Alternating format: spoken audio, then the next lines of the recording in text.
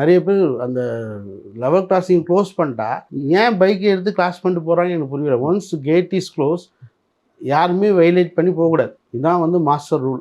ஆனால் அது பண்ணி போகிறாங்கன்றது தப்பு. அப்போ அந்த இடத்துல அவ்வளோ க்ரௌடு இருக்குது, அவ்வளோ மொபிலிட்டி இருக்குன்னா government in put one engineering model immediately ஒரு பிரிட்ஜு கட்டலாம். ஸோ பிரிட்ஜு கட்டினா அண்டர் கிரவுண்ட் பிரிட்ஜ் தான் கட்டணும் அவசியம் இல்லைங்க சார். அந்த இடத்துல வாக்வேக்கும் வண்டி போகிறதுக்கு ஒரு இது வந்து டெம்பரரி ஸ்ட்ரக்சரில் வி கேன் ஸ்டீல்ஸ்லே நம்ம பண்ண முடியும். பெரிய பெரிய மெட்ரோலாம் பார்க்குறீங்களா அந்த அளவுக்கு நம்ம ஸ்டீல்லே கூட வித்தின் போல்ட் நட்டை வச்சு we can put one temporary bridge within a week கூட பண்ணலாம். வண்டியில் வரவங்களுக்கு ட்ரெயின் வர்றது எந்த அளவுக்கு தெரியும். அது மாதிரி ட்ரெயின் டிரைவருக்கு வந்து அந்த ரோடோட விசிபிலிட்டிஸ் எவ்வளோ இருக்கும்? ஸோ நீங்கள் ட்ரெயினோட இது வந்து இவர் வந்து நாலா பக்கம் டேரக்ஷன் பார்த்து ஓட்டணும் அவசியம் இல்லை.